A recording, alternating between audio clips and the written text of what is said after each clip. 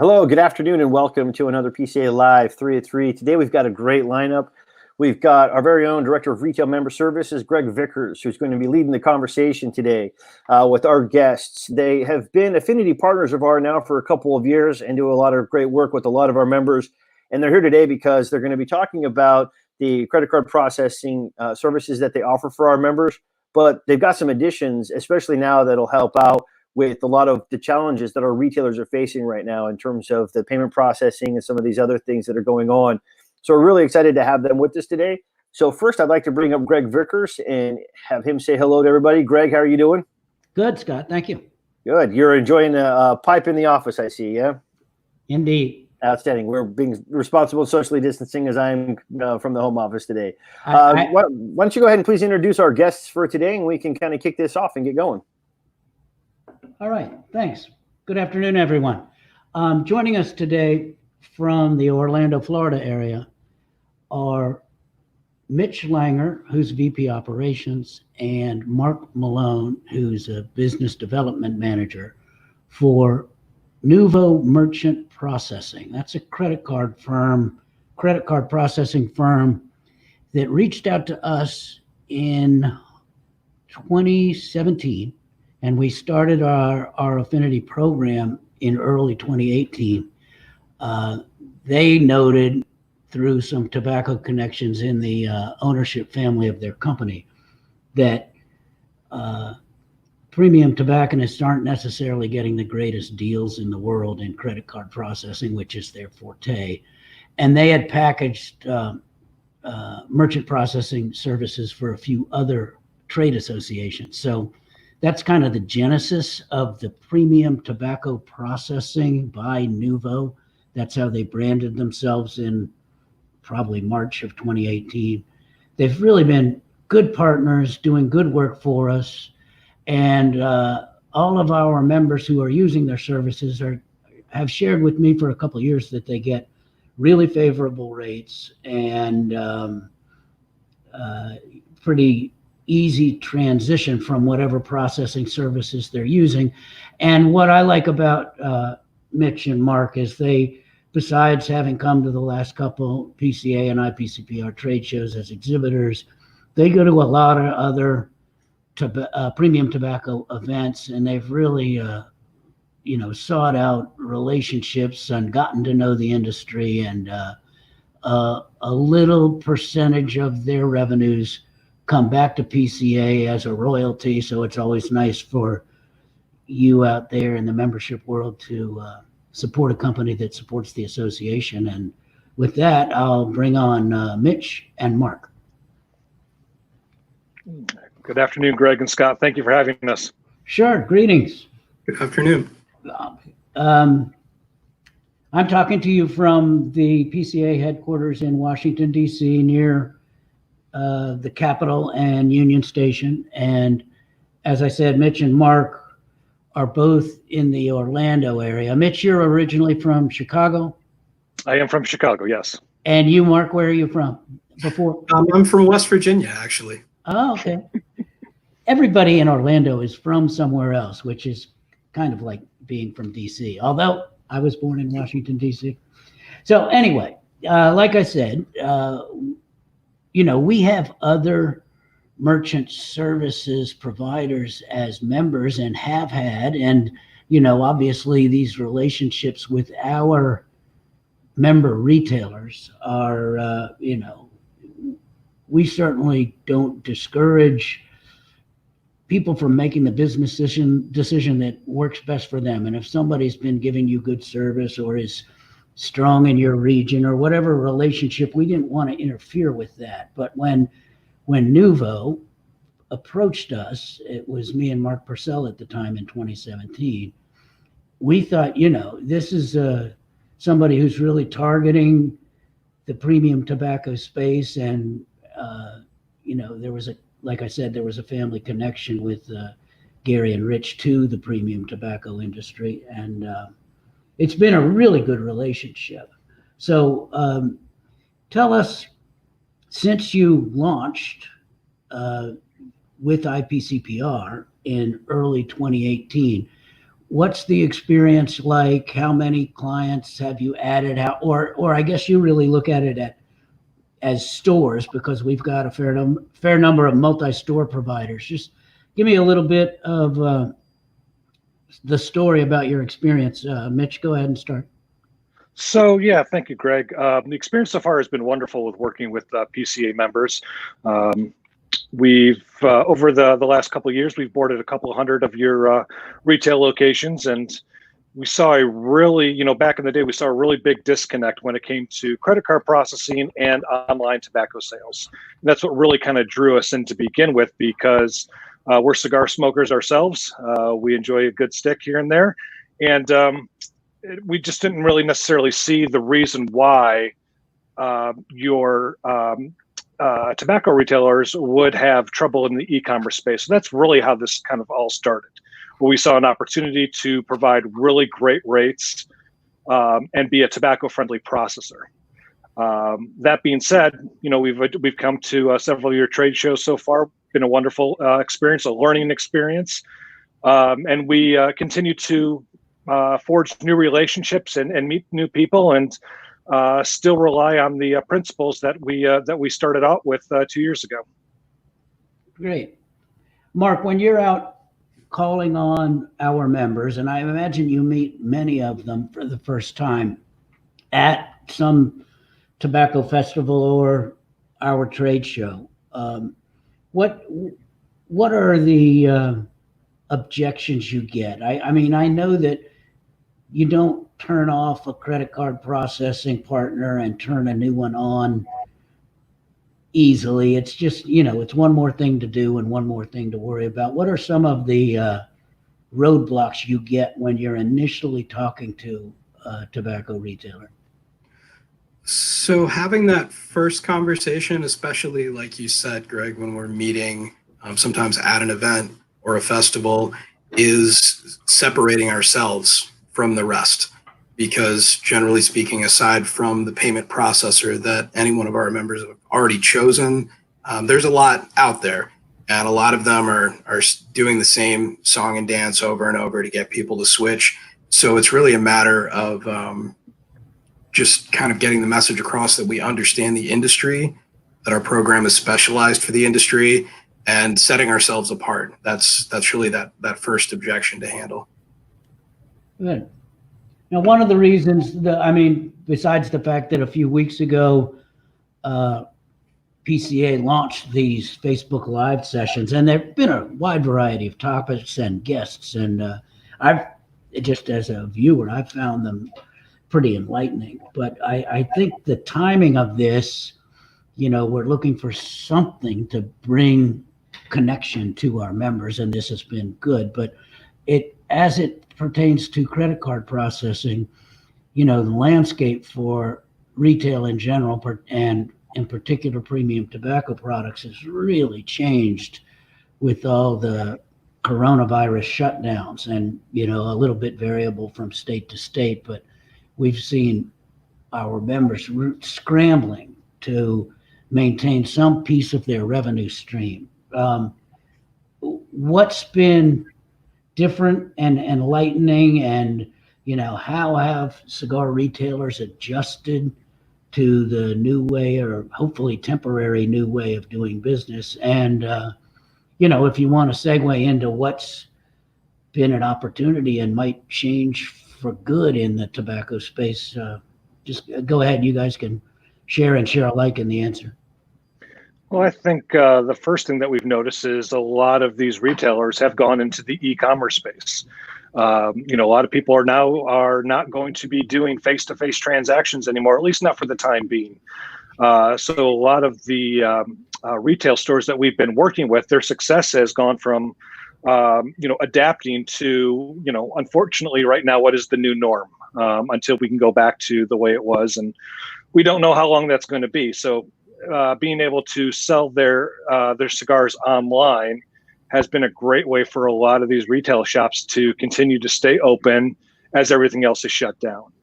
And then we have others that where maybe they haven't been under a quarantine or a lockdown, but they've had to have other ways of seeing their customers without necessarily breaking the social distancing rules. And Mark can speak to this because he has worked with a lot of them so far in helping them to make the transition. Absolutely, and it's actually been really encouraging and exciting. I know obviously we've all been here, we've all seen some of the struggles that have come up and the changes to the industry that, as you said, Greg, may well be kind of the way we go forward and evolve from here. But what's been exciting is a lot of the association members that we work with, they just hit the ground running and said, okay, whether the local municipality set a certain regulation for in-shop capabilities, or if they're just trying to respect social distancing, like Mitch said, going to a delivery option, a curbside option, setting up an option where customers can just place an order over the phone and pick up. There are very, very reliable solutions for that not only have come to the rescue with all this madness going on, but many of the businesses that we work with actually excelled and surpassed the sales from previous months before all of this started, just simply by adapting and trying a few things. Well, and I live in the city, and I've visited a fair number of urban tobacconists, and I know that short distance delivery of a box of cigars is with the couple of tobacconists I've spoken to, is becoming a lot more common. I guess in the same thing is with curbside pickup, and we're seeing, almost contactless delivery. Most of these transactions are, I gather, handled by card not present. Somebody's reading someone a card number over the phone, or else that card number is on file. How is that working out with some of your customers? So the main success, like you said, there is the contactless card not present option. And depending on the needs of the business, there are virtual terminals. There are apps that can be used to take payment for card not present. But even further than that, on the delivery front, as well as the curbside pickup, there are options to do contactless payment as well, where nobody has to exchange hands as far as a card or taking one and typing something in. The client can just, tap a sterilized device, move on, grab their order, and go about their day. And it's really not interrupting business. In some cases, it's streamlining it. Are there states or cities where you've got legal challenges to this, where it's hard to do, or is it pretty open as far as somebody's ability to start up a curbside service or even delivery? In that case, it's very, very much about the municipality, the locale and local government, and how they've chosen to handle it. I know in some states like Texas and Ohio, for example, it was very difficult starting out. They jumped in very early to kind of say, we're just not going to do in-shop business right now. And adapting from that, those have been the more difficult states. In some of the other states further north, like Maine and New Hampshire, for example, it didn't really hit until maybe a month or so in, as far as the big changes that happened. So as far as those options, the delivery, the curbside pickup, we've yet to see any instance where someone really ran into a roadblock. There's been a way to do it and do it the right way and make sure that they're abiding by everything locally that they need to keep everyone safe. How about mobile card services where you're taking, I go to farmers markets for produce, and I've been to, street fairs where they're selling artsy craftsy items, and everybody's got a add on to their phone so that they can run up short charges. Are you seeing an increase of that in the tobacco space? Definitely. That's been a big hit with the options for curbside carryout and for delivery as well, because there are options with us where you can have multiple card readers set up on your account, and it's just as simple as connecting to the delivery driver's phone or tablet, or in shop to a smartphone or tablet through Bluetooth, and you're ready to go. And that circles back also to what I was mentioning earlier. Many of the mobile solutions that are available on our side, they do accept contactless payments. That way the customer can keep the card in their hand, the employee can keep the reader in their hand, and we can keep it as safe as possible. So what? Not only have we seen an increase of a lot of retailers, sorry, Greg, but just to jump in here. Not only have we seen a lot of retailers kind of adapt and kind of go down that path, it's one of the things that when we're talking to our clients that we're asking them, is this something that would be of interest to them? And we talk to them about the success that some of our other clients have had using mobile readers, and found that a lot of them are willing to do it, and they themselves are also experiencing success using mobile payments. And what are you at Nuvo Premium Tobacco Processing doing to differentiate yourself? What's your pitch to a potential new client about why your service is new, better, different? So from there, the big difference is the available savings, which in today's climate are even more important than you would normally see when we're talking about the bottom line. But more importantly, even than that, is a diverse set of options based on the needs of the business at a level of service that at this point we haven't seen anywhere else in the payments industry. Everybody, going back to kind of your first question to me about objections, when we're having our first conversation, it's sadly in our industry become the norm for business owners to be used to just kind of a certain subpar level of customer service. And if they need help with something, they're going to spend minutes to hours on the phone. It's going to take time to get to the right person. Whereas with us, we're very well trained for this. We're responsive. We know how important it is to a business to be able to accept your payments and to alleviate any issues that may arise. So that's definitely the main one. Most importantly, too, I think that one of the things that we said was from the very beginning when we spoke with you, Greg, about offering this program to IPCPR and now PCA, is that we were going to be the most competitive payment processor within the space, and we were going to guarantee savings for your clients or for your members. But most importantly, the rates and fees that we would offer were not going to be an introductory rate. It wasn't going to be smoke and mirrors. It was, the rate that we charged them from day one was going to be the same rate that they're going to be paying 3 years later, because we do not increase the rates that we charge your PCA members for service. And we've always backed that up without making any of our mutual clients sign up for a term. Everything with us is on a month-to-month basis. And we're happy to announce that since we boarded our first PCA member, that none of the clients have canceled with us. Good.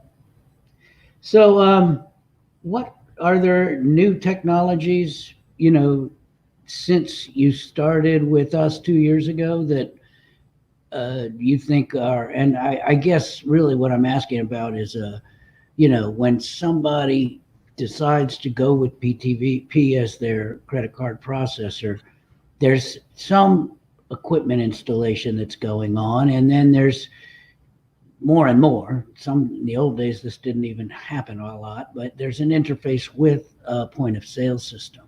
And just speak to that. What are you selling more or less on the equipment side of the equation?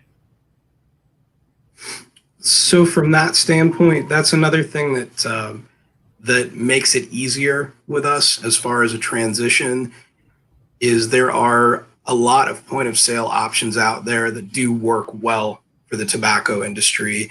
Some of them are right here within the association. And with that respect, when we have that first conversation and we're finding out what the business needs are, if we're looking for one, there are a few we've had really good success with that we can definitely speak well to. If there's one already in place that the member is very, very happy with, integration with us is very intuitive and a very smooth process. So with that, is there, Mitch, on your side, is there a specific option? Just as you mentioned, if we come across a potential client that's looking for a point of sale, we're happy to make recommendations. We're technically not in the hardware, software sales business. So we can definitely give them a couple options for them to explore. But at the end of the day, we're software agnostic. So whatever it is that they decide that's going to work for best for their business, there's a 90% chance that we can integrate into that software. Good. So if somebody decides today on Tuesday they want to transition over to you guys as the credit card processor for their retail outlet, what, do you schedule it a few days out and it takes a day? Tell me a little bit about how the transition works for most of these customers who are making a change.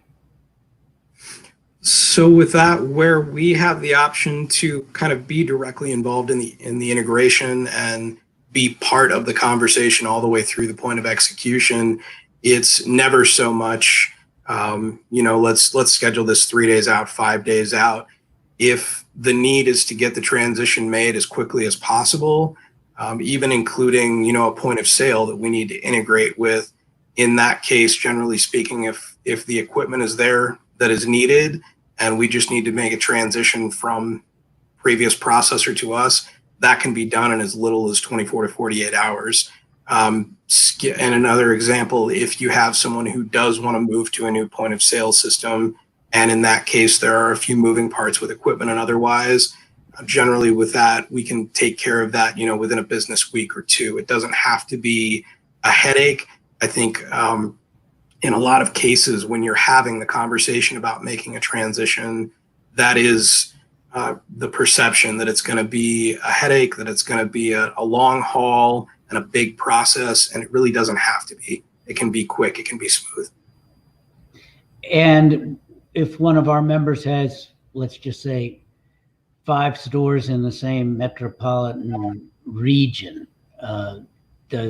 what kind of time frame are we looking at? Can it all be done, starting Monday? We're using PTP, or how does that typically work?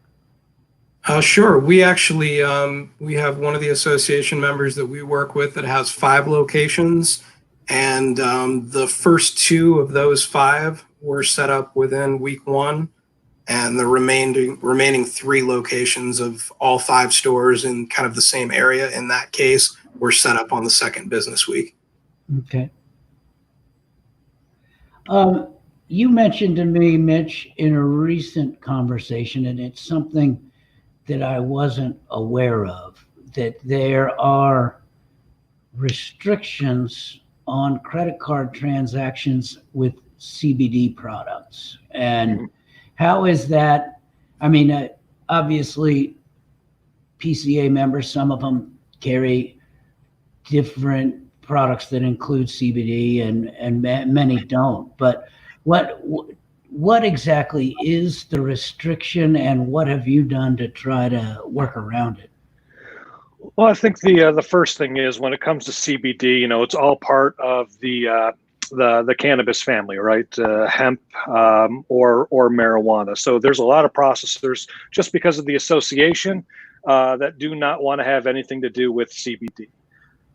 Even though it's, the level of THC is 0.3% or less, which is the legal limit, processors just don't want to do it. Banks don't want to open up checking accounts for businesses that are selling CBD. It's a highly restrictive industry right now. And we're very pleased to let everybody know that we're one of the few processors out there that not only can we bring on CBD only businesses, but any retail business that wants to sell CBD, we can actually board. And I know that there's probably a few of your members out there that have been warned by their current credit card processor not to be selling these items. We, on the other hand, have absolutely no issues with them whatsoever. So if they're looking to bring out a new product line or step into the space, obviously it's a booming industry. We're more than happy to approve that business. Well, it's interesting because our retailer members are quite varied. I mean, the vast majority of them are what you and me would call a traditional tobacconist, but there are also the big box liquor stores that have a walk-in humidor. There are resort call it maybe a golf club, a hunting club that has a cigar retailer attached to it. And there are, honest to God, convenience stores that are members of ours, because if you buy premium cigars wholesale and sell them retail, you are eligible for PCA retailer membership. So, not very many, I was in Times Square and there's a little bodega and a place that sells cigarettes and soda pop.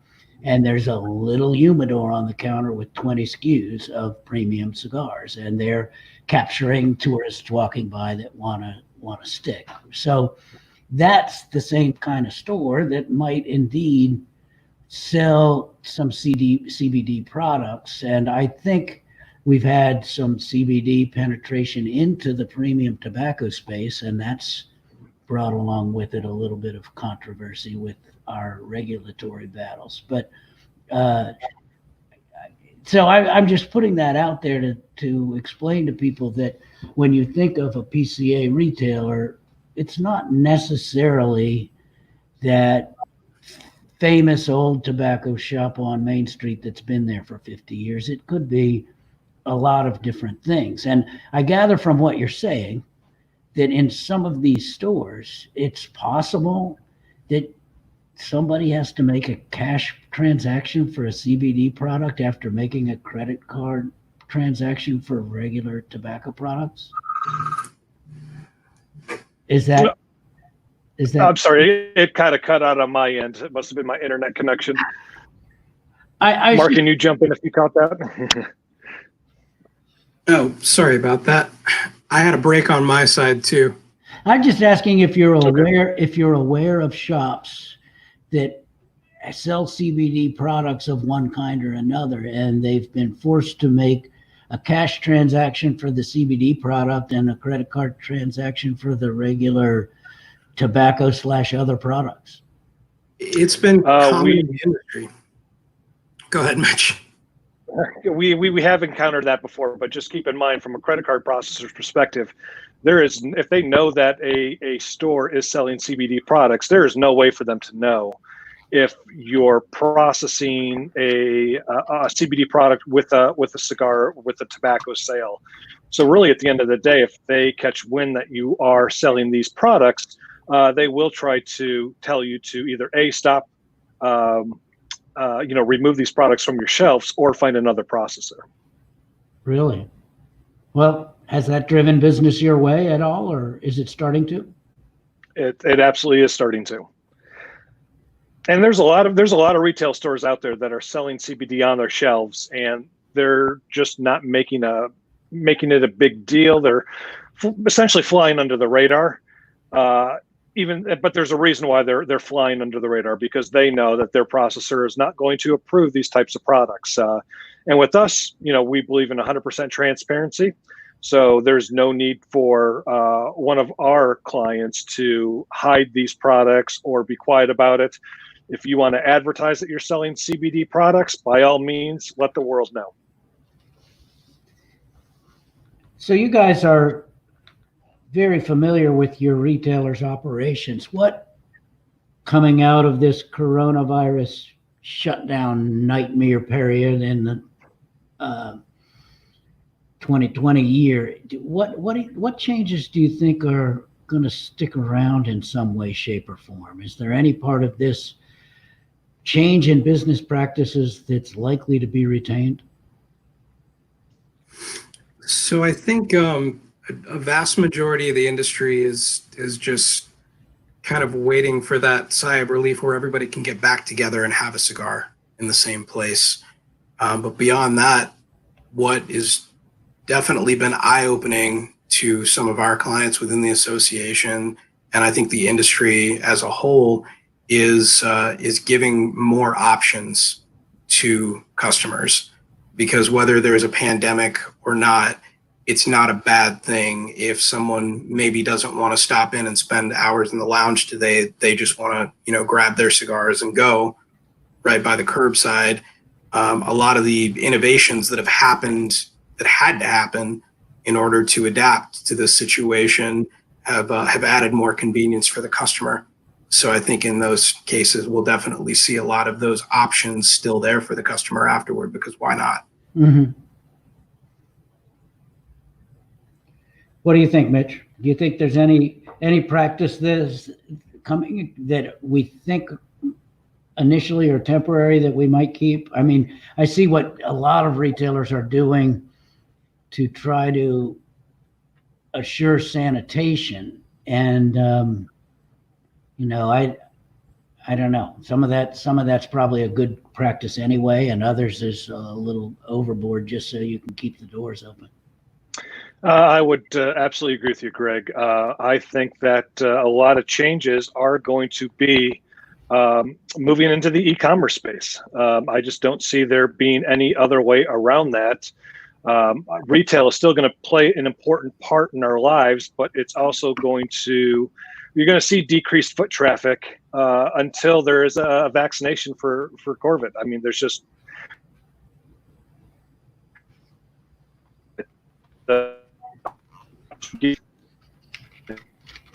Got a little bit of a delay. in the You cut out briefly. I haven't heard that yet on Mark's mic, but it definitely just happened with you. Yeah, I think I'm sorry, go ahead. I think we all hope that the decreased foot traffic is a temporary thing, and you know, it's I mean, after all, these are very unique times for retail in general, let alone the tobacco space. And you know, the social distancing idea, a lot of tobacco shops are quite small. Some are big, but you know, if we're in this environment where we want to keep people 6 feet apart, you know, I just think about what a lot of tobacco shops look like when I walk into them. There might be 15 people in 1,000 square feet, less than 1,000 square feet, and keeping them apart at the counter and all. It shouldn't be a store manager's job to even have to police that, but that's what we're dealing with right now. So it's an unprecedented situation for all of us, for sure. But go ahead, Mitch. I think the positive is, you know, at the end of the day, people that smoke cigars, they're still going to want to smoke their cigars, and they're still going to purchase their cigars, even if they don't get to sit in a lounge and do so. And I think that's a very big positive for the industry, just because the people that do it, they're going to continue to do it. Well, I am smoking an STG Lane bulk tobacco that's kept in a jar over in that humidor. And one of the things I've always enjoyed in a tobacconist shop is taking a smell of the jars of tobacco they have on the shelf. And I noticed at a grocery store I was in the other day that sells bulk products, rice, peanuts, whatever. And all of those bulk bins were empty, that they just don't want people walking up and putting their hands on dispensers. And, you know, for me, I'm thinking, God, they're going to stop me from opening that jar of pipe tobacco and smelling it to see if I like what I smell. And obviously, the same is occurring very often with cigars. And I know the cigar dealers I talk with, they say some of these guys are just gross, you know, the way they're handling their cigars, and that's been a problem already. But now there's another thing impacting that, and I just was trying to imagine what it's going to be like in an average cigar store 1 year from now, and let's assuming that coronavirus is long in the rear view sometime within the next year. So I'm just curious what kind of practices. Some of these Facebook Live sessions that we've had in the last few weeks have been with retailers and addressing the, you know, limiting foot traffic in the store, proximity of people, and what they're allowed to touch and not allowed to touch in the store. it's certainly interesting when these are products that are handled and, ultimately end up in people's mouths. You have to have, there's going to be sanitation rules that some of which we're going to be fighting, I know, from a regulatory side. So,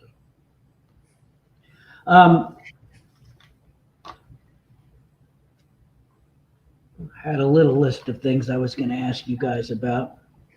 Anything else on the new technology spectrum? Or, we talked a little bit about your integration with POS systems and so on. Do you see anything else? I guess we talked about mobile. Is your mobile, tell me about it physically. Is it, does it work like Square? Is it something that people can add to a phone, or? It does work very, very similar to what you're used to with Square. It's just almost like a more professional version. Whereas in one case, you have a very small device that connects maybe with a dongle or something like that, and doesn't feel like it has a lot of substance. The devices that we prefer for a mobile option are actually about the size of the palm of my hand, and they're industrial grade, built to take a beating. So it's not something where, it's a piece of plastic that's going to break and you're going to be out of commission for the rest of the day. And beyond that, being just kind of that slender square device about the size of the palm of my hand, where it connects through Bluetooth, you can have that in a cradle where the card can be dipped or swiped or tapped if need be. That's also something with a delivery driver that they can easily have in their pocket along with their phone. It all connects wirelessly and just hand right over to swipe, tap, or dip. So it's got versatility and a little more hardy technology, a little more sturdy. Well, it's interesting because IPCPR PCA never allowed retailer membership for strictly mobile cigar services. And we've all been to golf events, wine events, horse, motorcycle events where somebody was selling cigars out of a trailer, and some of them are pretty professional operations, but we've never really let them in as retailer members. But that said, I know of half a dozen member retailers who, in addition to their brick and mortar operations, also support a mobile cigar service. So obviously when you're doing that, you're taking your credit card processing on the road too. So how is that? Have you got people doing what I just described, and how's it working out for them?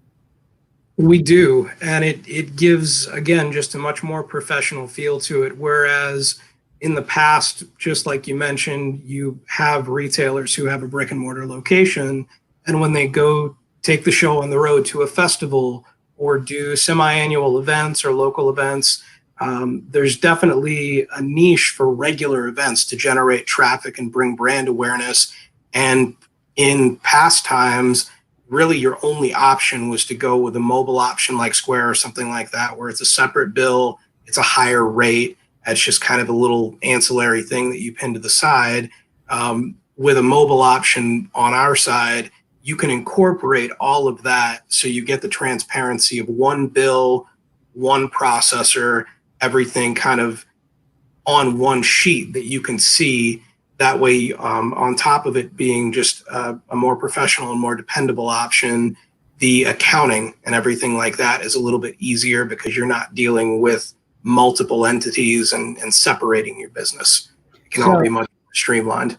So that premium tobacconist's mobile charges are all, I mean, obviously they're showing up on the same bill as his in-store operations. Are they at the transactions at the same rate, or is that variable, or how's that? The exact same rate. Exact same rate. No extra. Mm-hmm.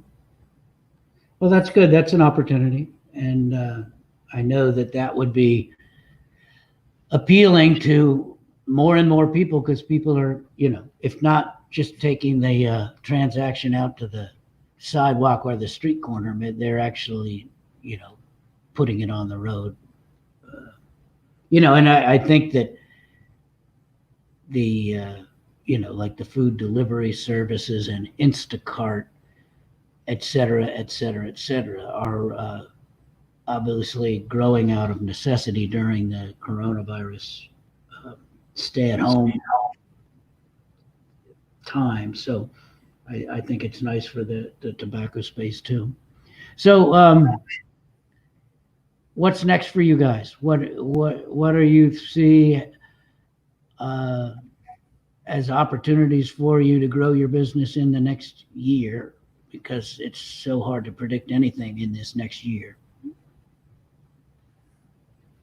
So we had okay, there you are, Mitch. The one main thing that we already talked about, and I know Mitch can definitely speak more to this as well, is as the CBD industry grows, having a domestic solution and a friendly face in that industry is a huge opportunity for us. We're very excited about that. And looking at the next year, just with our fellow PCA members, it goes back to the changes that are probably going to roll and give us all the opportunity to adapt going forward, even once we get back to normal. And of course, that's the e-commerce opportunities. Whether you've got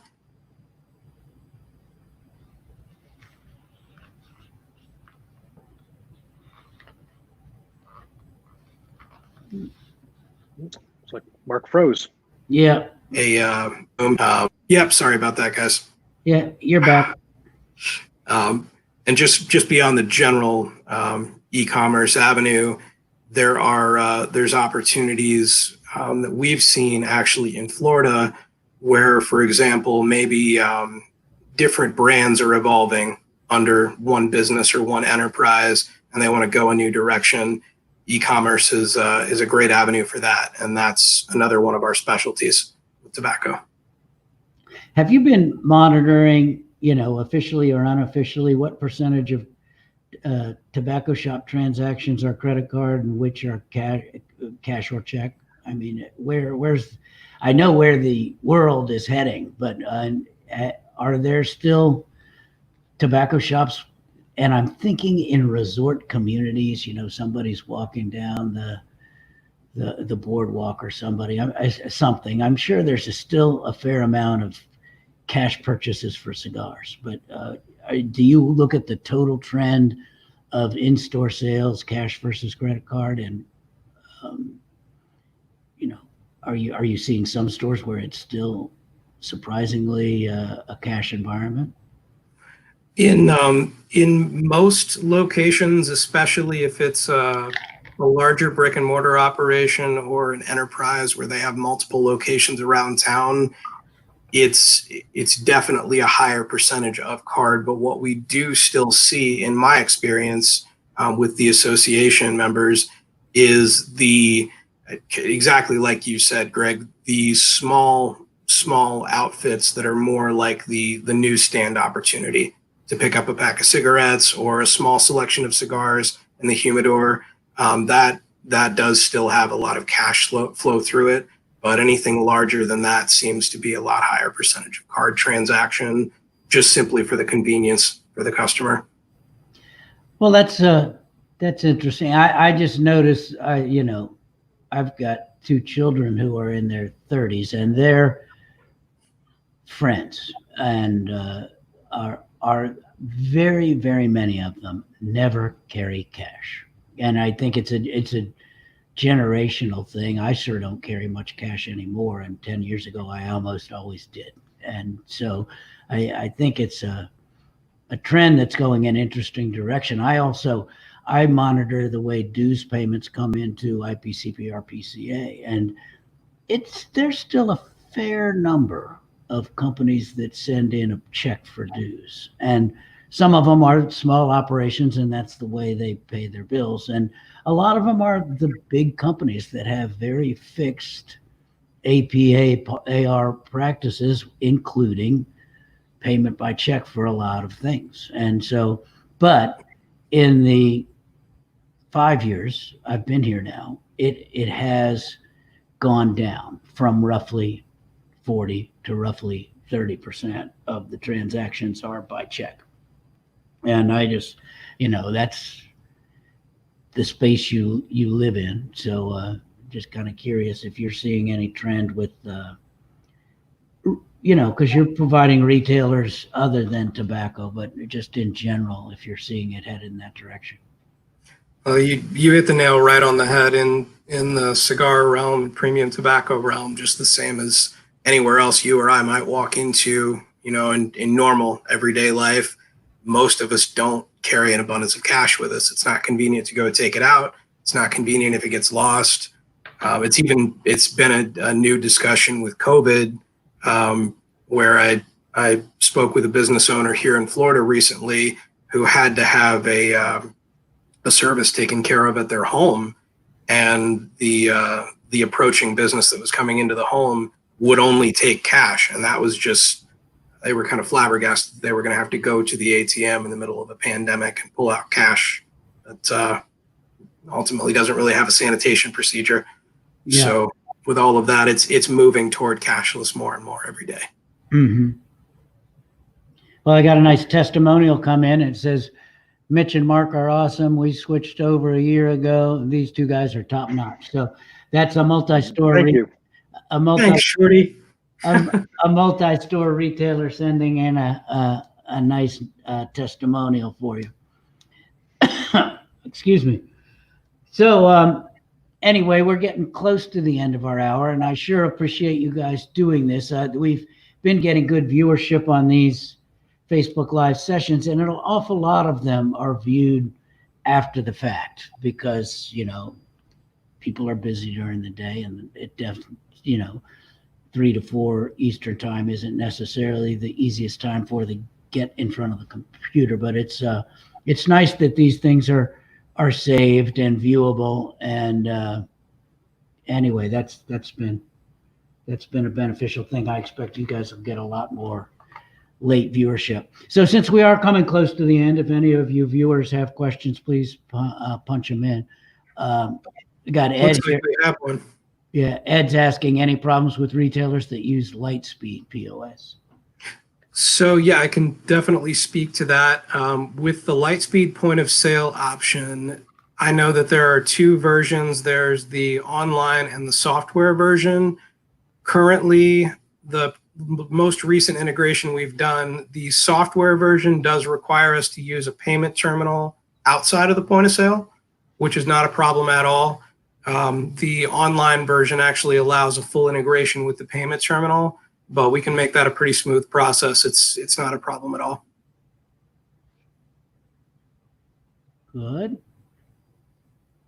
How many POS systems? I mean, there's so many out there. There are hundreds. I used to go to the National Retail Federation show, and that's a big 35 to 40,000 attendee show in New York City every winter. And I can't tell you how many POS vendors there were. And that was looking generally at the larger retail space, not necessarily, but obviously I see people, maybe they're targeting bakeries and restaurants and small stores.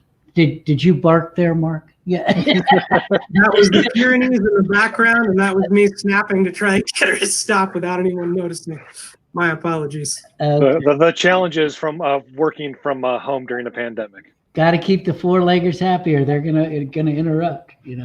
But anyway, I mean, there are so many POS systems out there, and it's I think some of them are trying to adapt to the tobacco space. Obviously, age verification is a big component, and retention of people's IDs who you've already scanned in the case of repeat customers. I know that's a big thing in the tobacco and alcohol space. Any vendor that's able to incorporate that into their POS is it's a nice service to be able to offer. Are you seeing more and more POS systems that are doing that and trying to make themselves tobacco and alcohol and, used to be nightclub friendly because people are trying to, retain their ID to places that they attend regularly. Well, it's been a huge desire for point of sale for a long time in every industry you mentioned. And I really enjoy hearing about it from our association members because up to this point, I have seen several point of sale options that were designed even by tobacconists or for the industry. And they check off a lot of boxes. But up to this point, I have yet to see a point of sale that actually has ID capture integrated into the system. There's a few of them out there where you can order the part, so to speak, that will read an ID and transmit the information in some way, but I've yet to actually see that done seamlessly to a point where we'd be able to utilize it, like you said, for repeat customers, to design promo campaigns, use for even gift and loyalty, things like that. I still haven't seen a direct integration with ID capture for that. So I'm always interested in hearing about that from association members if they see one. Well, we've seen FDA and state regulatory agencies conduct stings, and they, it was we ID below age 27, as if you're supposed to be able to tell when somebody looks 27 or less. And now with Tobacco 21, our new we ID stickers, which are, already been developed and I think in print, they say we ID under 30. And so if somebody's out conducting a sting, they want to see somebody receive an ID and check it. So, I know of systems that scan and retain ID, and I just don't know how they're being utilized in the real world. If, vendors are actually confident using that. So. Well, anyway, I think any other questions, send them in right now. I think we've had a good hour, and I hope we get a lot of post-broadcast viewership out of this session. I've certainly learned a fair amount, and we really appreciate having you guys as partners in this adventure, and it's, keep up the good work. Thank you so much, Greg. And, to all the PCA members out there, even if you choose not to do business with us, we still would like to be a resource. So if you have any questions regarding payment processing in general, please feel free to reach out to us. And at premiumcigars.org, there is a membership tab, and a sub tab under the membership tab is retailer membership. There is a link to premium tobacco processing there. If you have any questions about reaching Mitch or Mark, send me an email. I'm Greg, Greg, at premiumcigars.org, and I'll get back to you immediately and help you guys get in touch with two guys who really have gotten to know their stuff about the cigar industry after already knowing a lot about credit card processing in general. All right. Thanks for having us, Greg. Thank you so much, Greg. Thanks. Take care. Bye-bye.